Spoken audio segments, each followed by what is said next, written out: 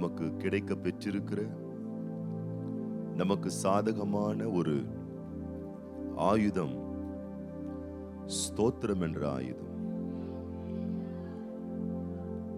நம்முடைய முன்னோர்களுடைய சரித்திரங்கள் எல்லாம் உங்களுக்கு தெரிஞ்சதுன்னா ஒரு விஷயம் புரியும். நம்ம தாத்தாமார்கள், தாத்தாவினுடைய அப்பாமார்கள், அவங்க அப்பாமார்கள் எல்லாருமே கையில ஒரு குச்சி ஒரு கோல் வச்சிருப்பாங்க. அவங்க வீட்டுக்குன்னே ஒரு கோல் இருக்கும், ஒரு குச்சி இருக்கும். அதுக்கு ஒரு பேர் வச்சிருப்பாங்க, ஊன்றுகோல். வயசானவங்க மட்டும் வச்சிருக்க மாட்டாங்க. இப்பெல்லாம் வயசானவங்க தான் வச்சிருக்காங்க. எல்லாருக்குமே ஒரு குச்சி இருக்கும். அது எங்க போனாலும் அவங்க கையில பிடிச்சிட்டு போயிடுவாங்க. அதை பிடிச்சிட்டு தான் போறது வருதுமா இருப்பாங்க, போக்கு வரவுமா இருப்பாங்க. சிலர்லாம் அந்த கோல், ஊன்றுகோல், அது அவங்களுக்கு ஒரு மாரல் சப்போர்ட்டை ஏற்படுத்தி கொடுக்கும். இப்போ வெளியே போறாங்க, அந்த நாட்களில் மக்கள் தொகையெல்லாம் ரொம்ப கம்மியா இருக்கும். ஒரு தனியா இருக்க மாதிரி ஃபீல் பண்ணாங்கன்னா என்ன பண்ணுவாங்கன்னா, குச்சி நல்லா டைட்டா பிடிச்சிப்பாங்க. மனுஷனுக்கு அது தேவைப்படும் பாருங்களேன். ஒரு ஹோல்டிங் பண்றது மனுஷனுக்கு ரொம்ப அவசியமா இருக்கு. ஆனா எவ்வளவு நாள் தான் கட்டையை பிடிச்சுன்னு இருக்கிறது, குச்சியை பிடிச்சிக்கிட்டு இருக்கிறது தாங்குவதற்கு. ஆனா நமக்கு என்ன கிடைச்சிருக்கு? ஒரு மேய்ப்பனின் கோல் கிடைச்சிருக்கு. அது எப்படின்னா, நம்ம கூடவே இருக்கிற நாம் தாங்கிக் கொள்ளுகிற அல்லது நம்மை தாங்குகிற ஒரு கோலாக நமக்கு கிடைத்திருப்பது என்ன அப்படின்னா ஸ்தோத்திரம். அது ரொம்ப ஒரு சிம்பிளான ஒரு வார்த்தை, ரொம்ப எளிமையான ஸ்தோத்திரம்ன்றது ரொம்ப ஒரு எளிமையான ஒரு வார்த்தை, சாதாரணமான ஒரு வார்த்தை. ஆனா அது ரொம்ப வலிமையான ஒரு வார்த்தை, ஒரு பெரிய ஒரு வல்லமையான ஒரு வார்த்தை. நீங்க அதை அனுபவிக்கணும்னு சொன்னா நான் ஒரு ரகசியத்தை உங்களுக்கு சொல்லிக் கொடுக்கிறேன். சில நேரங்கள்ல சில சோர்வின் பாதைகள், தனிமையின் பாதைகள், என்னன்னு தெரியல, ஒரு மாதிரியா இருக்குன்ற மாதிரி ஒரு பாதைகள். ஏன்னு தெரியல, ஒரு மாதிரி இருக்கு, சோகமா இருக்கு, வருத்தமா இருக்கு, ஒரு இருளா இருக்கு. நான் சொல்றேன், இந்த கோலை பிடிச்சுக்கோங்க. என்ன சோத்திரம். நீங்க ஒண்ணு இல்ல, ஆச்சரியப்படுவீங்க பாருங்க. நான் என்னுடைய தனிப்பட்ட அனுபவத்திலிருந்து நான் சொல்றேன். அப்படியே உள்ளத்திலிருந்து மனசுல இருந்து நீங்க ஸ்தோத்திரம் பண்ணி பாருங்களேன். அந்த நேரத்துல நமக்கு டென்ஷன் ஏறும், வருத்தம் வரும். நம்ம கூட இருக்கவங்க கிட்ட சண்டை போடணும்னு போல தோணும். மனைவிமார்களுக்கு புருஷன் கிட்ட சண்டை போடணும்னு தோணும். புருஷன்மார்களுக்கு மனைவி கிட்ட சண்டை போடணும்னு தோணும். ஏன்னா அவங்க பண்ணி வச்ச வேலைலாம் அவ்வளவு பெரிய வேலையா இருக்கும் பாருங்களேன். அதனால பிள்ளைங்க கிட்ட எல்லார்கிட்டையும் நாம் மனத்தாங்கல் அடைகிற, வருத்தப்படுகிற, சோகப்படுகிற, கேள்வி கேட்கிற 1000 சூழல்கள் வரும் பொழுது பேசாம நல்லா உங்களால முடிஞ்சா நீங்க ஸ்தோத்திரம் பண்ணி பாருங்க. மனசுக்குள்ள ஸ்தோத்திரம் பண்ணுங்க. இல்லைன்னா பரவாயில்ல, ரொம்ப கூரையெல்லாம் பிக்க வேண்டாம். உங்க காது கேட்கிற அளவுக்கு சொன்னாலே போதும். சில நிமிஷங்கள்ல நீங்க ஆத்மார்த்தமா செய்யும் பொழுது, அதான் ஒரு அர்ப்பணிப்பு. எந்த ஒரு வேலையை நான் சொல்றேன் பாருங்களேன், நீங்க முழுமையான ஒரு ஈடுபாடோட செஞ்சு பாருங்களேன், அதனுடைய அவுட்புட் ரொம்ப அழகா வரும். சமைக்கிற விஷயம் கூட பாருங்களேன், ஏனோ தானோன்னு செய்யும் போது வர சாம்பாருக்கும் முழு அர்ப்பணிப்போட என்னென்ன கரெக்டான ஒரு கலவை, அதுல உப்பு, காரம், மிளகாய்த்தூள், புளிப்பு எல்லாம் கரெக்டா அது ரொம்ப கவனிச்சு சேர்த்து நீங்க செஞ்சு பாருங்களேன். நீங்க தான் செஞ்சிருப்பீங்க, உங்க கை தான் செஞ்சிருக்கும். ஆனா ஒரு முழு ஈடுபாடோடு செய்கிற ஒரு செயலுக்கும் ஏனோ அப்படி அது போட்டுருவோம் அப்படின்ற மாதிரி செய்யற ஒரு செயலுக்கும் வரக்கூடிய ரிசல்ட் இருக்கு பார்த்தீங்களா, அது பெரிய ரிசல்ட்டா இருக்கும்.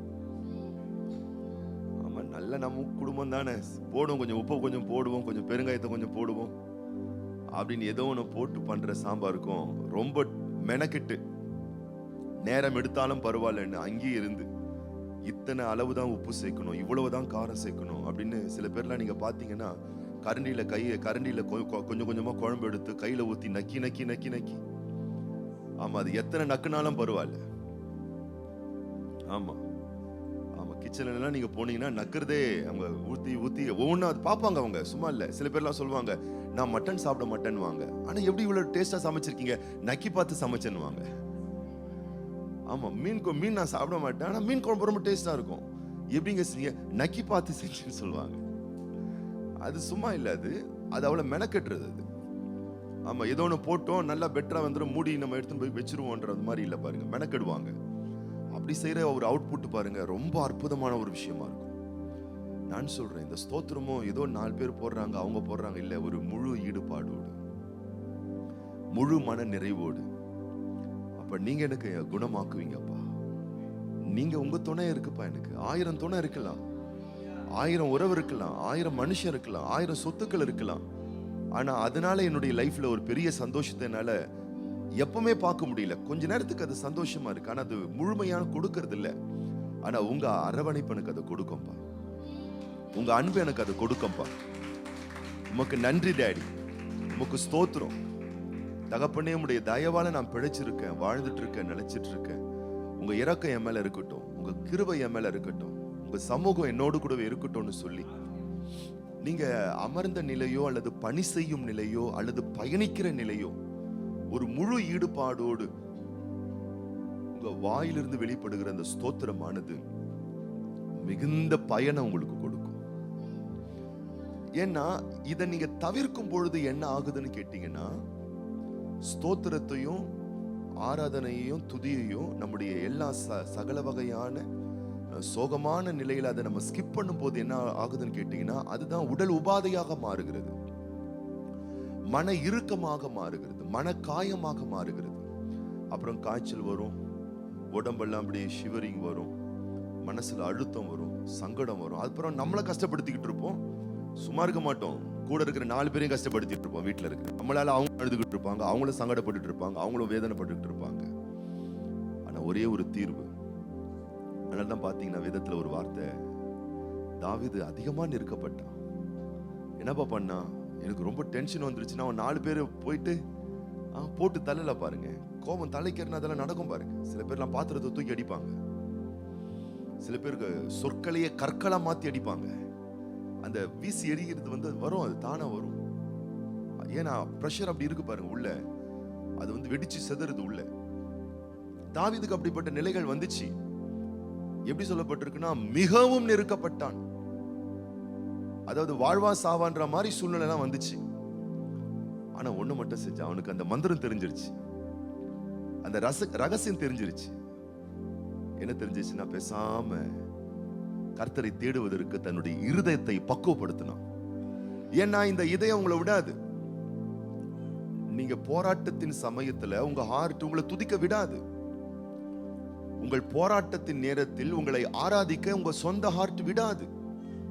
4 பேருக்கு போனை போட சொல்லு, அவங்களுக்கு இந்த விஷயத்த சொல்லு, இல்லைன்னா அவங்களுக்கு போனை போடு, இவங்களுக்கு போனை போடு, அதை பண்ணு, இல்ல இவங்களை கூப்பிட்டு திட்டு, இவங்களாலதான் இதெல்லாம் பண்ண வைக்கும் பாருங்க உங்களை. ஆனா வேதம் சொல்லுகிறது, தன் இருதயத்தை அவன் பக்குவப்படுத்தினான். இதயத்தை போன் பக்கமா விடாம, சொந்தங்கள் பக்கமா விடாம, காயப்படுத்தினவங்க பக்கமா விடாம, யாரால பிரச்சனை வந்ததோ அவங்கள வச்சு செய்யறதுக்கான ஒரு தந்திரமான யோசனையை செய்யாம அவன் என்ன பண்ணானா, கர்த்தருக்குள் தன்னை திடப்படுத்தி கொண்டான்.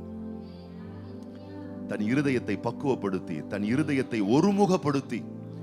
ஆமா, அது சும்மா இல்ல, ரைட்ல போகும், லெஃப்ட்ல போகும். நம்ம குழந்தைங்களை நம்ம கூப்பிட்டு போவோம் பாருங்க, ஷாப்பிங்க்கு, கடைக்கு, மெரினா பீச். குட்டி குட்டி பிள்ளைங்களா இருக்கும் போது சும்மா இருக்காதுங்க, நம்மளை நகர விடாதுங்க. ஒன்னு ரைட்ல இழுக்கும், ஒன்னு லெஃப்ட்ல நிற்கும். சரி வாங்கி கொடுத்துருவோம் ஏதாச்சும். மெர்லின் சிஸ்டர் சிரிக்கிறாங்க. ஆமையா, அது ஏன் கேக்குறீங்க? இன்னைக்கு ஒன்னு ரைட்ல இருக்கும், லெஃப்ட்ல இருக்கும். சரி வாங்கி கொடுத்துருவோம் பாருங்களேன். வாங்கி கொடுத்தாலும் விடாதுங்க.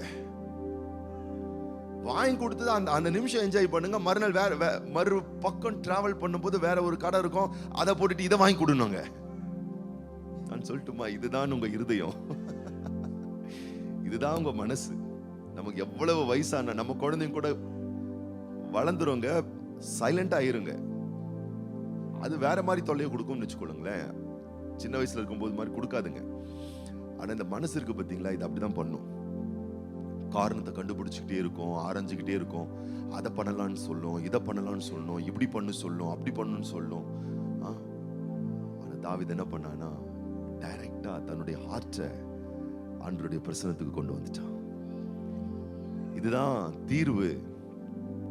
நான் தெளிவாய் சொல்லுகிறேன் அன்பான பிள்ளைகளே, உங்களை குறித்த நல்ல தீர்மானங்கள் நியமிக்கப்பட்டபடியினால் கர்த்தர் மேல் முழுசும் பாரத்தை நீங்க வைக்கும் போது, நான் சொல்றேன் பாருங்க, அவரை மிஞ்சி ஏதும் உங்களை அசைத்து விட முடியாது. அவரை மிஞ்சி ஏதும் உங்களை விட்டு விலகி செல்ல முடியாது. சங்கீதக்காரன் சொல்றாரு, ஆண்டவருடைய கிருபை போயிருச்சு போல, இரக்கம் போயிருச்சு போல, முடிஞ்சிருச்சு போல இருக்கு, அவர் கைவிட்டார் போல இருக்கு, காரியம் நடக்க மாட்டேங்குது, பெட்டரா போக மாட்டேங்குது, அவருடைய இரக்கம் தலைமுறை வரைக்கும் நான் நினைச்சேன் இருக்கும்னு, ஆனா இல்ல, அது போயிருச்சுன்னு நான் நினைச்சிட்டு இருக்கேன் அப்படின்ற மாதிரிலாம் அவர் சொல்லிட்டு கடைசியில் சொல்றாரு, இது தேவன் அப்படி செய்யல, இது என்னுடைய பலவீனம், இது நான் தான் என்னுடைய பலவீனத்துல, என்னுடைய சுகவீனத்துல, என்னுடைய நம்பிக்கையற்ற நிலையிலிருந்து நான் தான் பேசிட்டேன். பல நேரத்துல நம்ம நம்பிக்கையற்ற நிலையிலிருந்து நம்ம பேசிடுறோம். அதுக்காக தான் பாருங்க, தேவ சமூகத்தை ரொம்ப அதிகமா தேடணுங்கிறது பாருங்களேன்.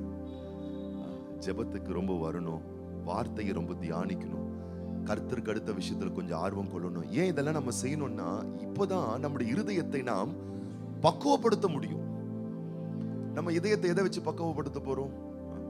வீட்டுல இருந்தா போன் இருக்கு, இல்லைன்னா சொந்தக்காரங்க இருக்காங்க, வேலையில போனா மனுஷன் இருக்காங்க, இவங்களை வச்சு நம்ம என்ன பண்ணிட முடியாதுன்னா, இதயத்தை நம்மளை பக்குவப்படுத்த முடியாது பாருங்களேன். அது நம்மளை டென்ஷன் ஆக்குற ஒரு உலகம் பாருங்க. இது போன்ல தேவையில்லாத வேண்டியது வேண்டாதது எல்லாம் வந்துகிட்டு இருக்கும் பாருங்க. அதை பார்த்துக்கிட்டு இல்லாச்சும் யார்கிட்ட ஏதாச்சும் பேசிக்கிட்டு இல்ல திட்டிக்கிட்டு இதயம் பக்குவப்படாது, இதயம் சரிப்படாது. இதயம் அது ஒரு பெரிய அறைகள் கொண்ட ஒரு பெரிய ஒரு ரேக் பீரோ மாதிரி. இந்த ஹார்ட்ன்றது அது என்ன கேக்குதுன்னு கேட்டீங்கன்னா, எனக்கு சில பதிவுகள் வேணும், எனக்கு கொடுத்துக்கிட்டேருன்னு சொல்லுது. அப்ப நம்ம தேவனுடைய வார்த்தையோட நேரங்களை செலவழிக்க, தேவ பிரசனத்தோட நேரங்களை செலவழிக்க உள்ள நல்ல பதிவுகள் போயிட்டு ஸ்டோர் ஆகுது பாருங்களேன். நல்ல நல்ல பதிவுகள் போய் ஸ்டோர் ஆயிட்டு என்ன பண்ணுன்னு கேட்டீங்கன்னா, நம்முடைய சவால்கள் வேலையிலே பதிவு செய்யப்பட்ட தரமான விஷயங்கள் வெளியே வந்து நம்முடைய வாழ்விலே நம்மளை தற்காப்பதற்கு உதவியாக இருக்கும். அதனாலதான் நம்முடைய முன்னோர்கள் எல்லாம் நீங்க பாத்தீங்கன்னு சொன்னா, பெரிய ஜாம்பவான்கள் அவங்க கிடையாது, சாதாரணமான மக்கள். நம்ம நினைச்சுக்கிட்டு இருக்கோம், எலியா வாயை திறந்து சொன்ன அக்கினி வருது, செத்து போனவங்களாம் உயிரோட எழும்புனாங்க. ஆனா பைபிள் சொல்லுது, யாக்கோபின் புஸ்தகத்துல சொல்லப்பட்டிருக்கு, எலியா என்பவன் பெரிய ஜாம்பவான், அவன் அப்படி நெருப்பிய கொண்டு வராள் அப்படிலாம் ரொம்பலாம் சொல்லல, எளிமையா சொல்லுது, எலியா என்பவன் நம்மை போல மனுஷன் சொல்லாம. பாடு இருக்கு, அதை ஏன் கேக்குறீங்க? டன் டன் கணக்கா இருக்கு, கிலோ கணக்கா இருக்கு. 1/4 கிலோ 1/2 கிலோவா? இல்ல, அது 500 கிலோ 1000 கிலோ கணக்குல இருக்கு. அவ்வளவு இருக்கு பாருங்க. இது நமக்கு மட்டும் இல்லையா, அக்னியை இறக்குனா பார்த்தீங்களா, அந்த எலியா லைஃப்லயும் அப்படிதான் இருந்துச்சு. பைபிள் சொல்லுது, டன் கணக்கா உன் லைஃப்ல பாடுகள் இருந்தாலும் உன் லைஃப்ல பரிபூர்ணத்தை உண்டு பண்ணக்கூடிய ஒரு வழியை கற்றுக்கொள்ள. அது என்ன? அவன் ஜெபம் பண்ணும் பொழுது கருத்தாய் ஜெபம் பண்ணினான். போவோம், ஏதாவது ஆகுதான்னு பார்க்கலாம், நடக்குமான்னு பார்க்கலாம், ஜெபிப்போம். ஒரு வார்த்தை நான் சொல்றேன், இந்த பாதையில் நீங்கள் சென்று முழுவதும் அவரை நம்பி பாருங்கள். நீங்கள் எதற்கு பின்பதாக சென்று அவைகள் உங்களுக்கு பின்பதாக வரவில்லையோ, அதெல்லாம் உங்களுக்கு பின்பதாக உங்க வாழ்க்கையில் அது உங்களோடு இருக்கும்படி வரும். தாவீது அப்படிதான் செஞ்சான். தாவீதை விட்டு எல்லாம் போயிருச்சு, ஃபேமிலி போயிருச்சு, நற்பெயர் போயிருச்சு, ஆதாரம் போயிருச்சு, ஆற்றல் போயிருச்சு. ஆனா இவன் என்ன பண்ண தெரியுமா? ஆண்டவருடைய சமூகத்துல போயிட்டு, ஆண்டவரை நான் போலாமா வேணாமா, நீங்க என்னன்றவர் சொல்றீங்க அப்படின்னு அந்த சமூகத்துல அவன் கொஞ்ச நேரம் உட்காரான் பாருங்க. சில பேர் நினைக்கலாம், தாவீதுக்கு பேசினாரு, என்கிட்ட பேசுவாரா? நான் சொல்லட்டுமா? நீங்க உட்கார்ந்து மட்டும் பாருங்க. நீங்க உட்கார்ந்து அந்த நேரத்துல இந்த ஹார்ட் உட்கார வைக்காது. எப்படி இருக்கும் யோசித்து பாருங்க. மனைவி பிடிச்சிட்டு போயிட்டாங்க, பிள்ளைகளை பிடிச்சிட்டு போயிட்டாங்க, அவனிடத்துல இருந்ததான செல்வங்கள், வெள்ளி, பொன்னுடைமைகள் எல்லாத்தையும் எடுத்துட்டு போயிட்டாங்க. 1 சாமுவேல் 30ஆம் அதிகாரத்துல எல்லாத்தையும் உறிஞ்சிட்டு போயிட்டாங்க. இருந்த கொட்டாரங்கள், வீடுகள், டென்ட் அதையும் கொளுத்திட்டு போயிட்டானுங்க. எப்படி இருக்கும்? ஆனா அந்த நேரத்துல 1 சாமுவேல் 30ஆம் அதிகாரத்துல சொல்லப்பட்டிருக்கு, அவன் கர்த்தரை தேடுவதற்கு தன் இருதயத்தை பக்குவப்படுத்தி கர்த்தருக்குள் தன்னை திடப்படுத்துறதுக்கு டைம் ஸ்பெண்ட் பண்ணானா. இன்னைக்கு ஆபீஸ் லீவுங்க, இன்னைக்கு ஸ்கூல் லீவுங்க, ரிலாக்ஸா இருக்காங்க, எல்லா கடமை முடிச்சாச்சுங்க, 1 hour டைம் இருக்குங்க. அதனால நான் கர்த்தரை தேடுறேன்றது எல்லாருமே செய்யக்கூடிய ஒரு விஷயம்.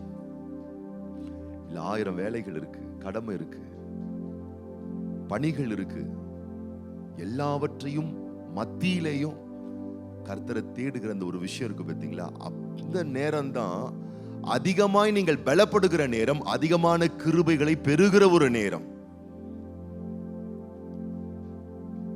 எப்பவுமே சாப்பிடுறது ஓகே, பசியா இருக்கும் போது பாருங்க நல்லா சாப்பிடுவீங்க. இன்னொன்னு சொல்லட்டுமா, ருசியும் கொஞ்சம் தூக்கலா தெரியும் உங்களுக்கு.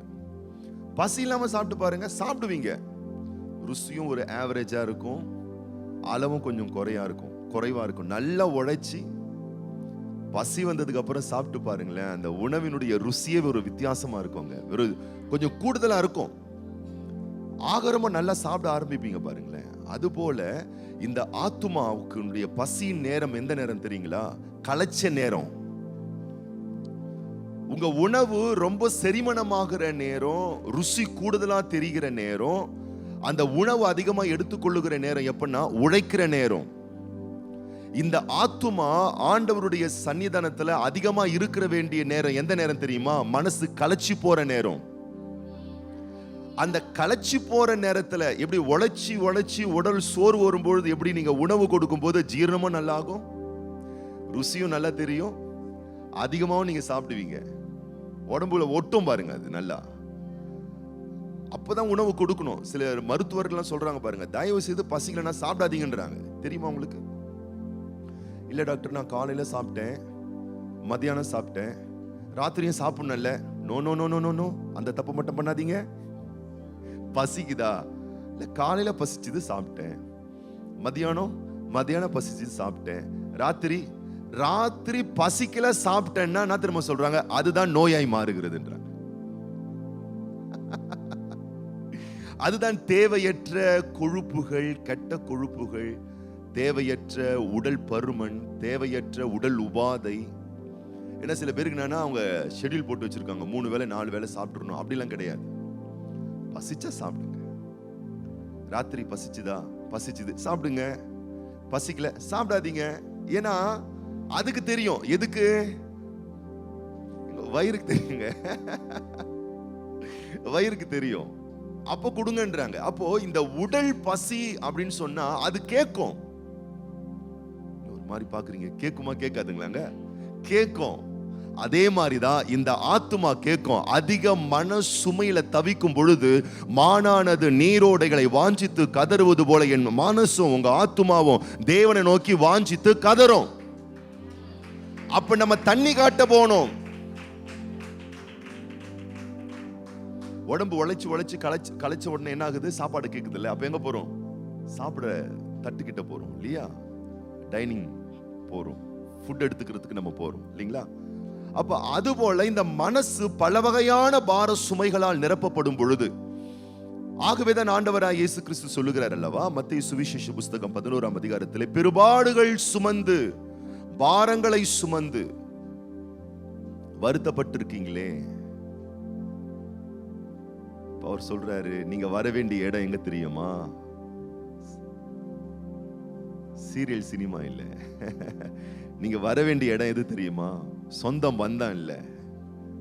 சொந்த பந்தம்லாம் முக்கியம்தான். ஆனா இந்த மனம் பார சுமைகளால் நிரப்பப்படும் பொழுது, மனம் பல வகையான வாதைகள் வேதனைகளால் துயரப்படும் பொழுது செல்லுகிற இடம், யார் உதவி செய்வாங்க? யார் நம்மளை தேத்துவாங்க? யார் நம்மளை ஆற்றுவாங்க?